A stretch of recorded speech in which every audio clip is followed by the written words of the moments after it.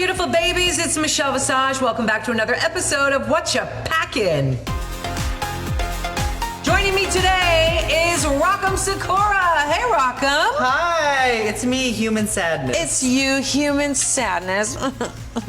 I cried a lot on the show. You know, let's talk about that for a minute. Season 12 is the season of wailers. You were the first one. So when you went home, we heard you wailing all the way down the parking lot. Just like a church cry. It was a very, very emotional time for me for a lot of reasons. The whole time I was lip syncing, I was trying so hard to get Rue to look at me at least once. I mean, honestly, she was really just like transfixed on Britta the whole time.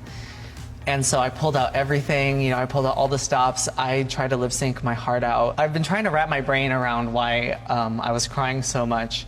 And those are tears that I failed to cry before the show. Aww. And tears that I failed to cry while I was here. When you lip sync on the show, it feels like you're drowning and Rue only has one life jacket or the ability to save one person.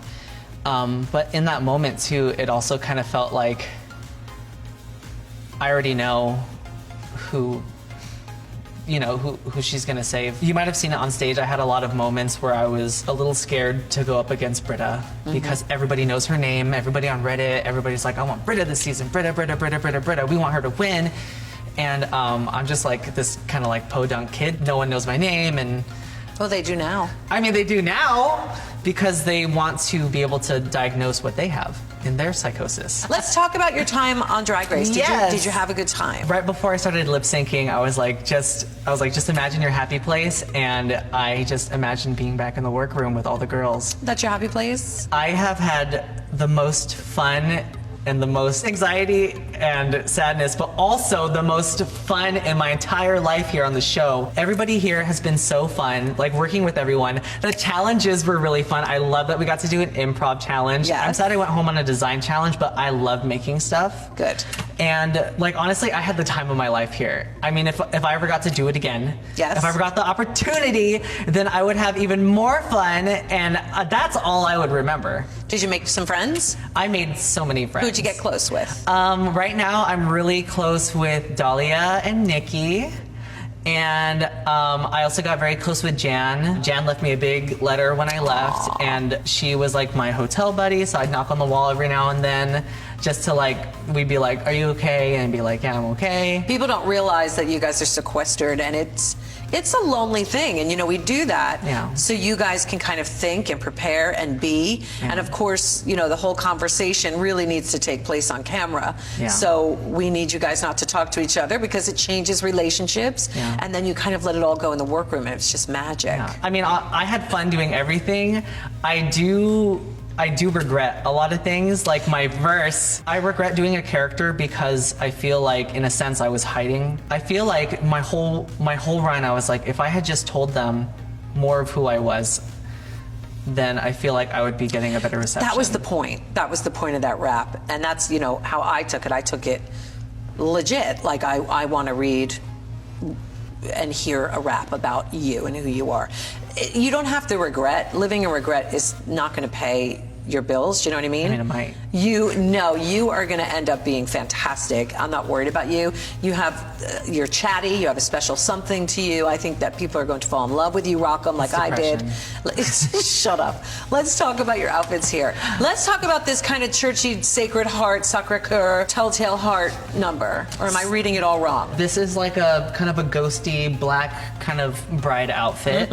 I live in an old converted nunnery. I live in an artist commune. In the Tenderloin. In Lower Haight. Okay. We have 23 other people in my house. Okay.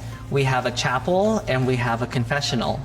So I wanted to have something that kind of embodied where I live and my community. She has a backstory. What about this gorgeous? This to me is very Rock'em. I wish I got to show more of this. I didn't. No, just kidding.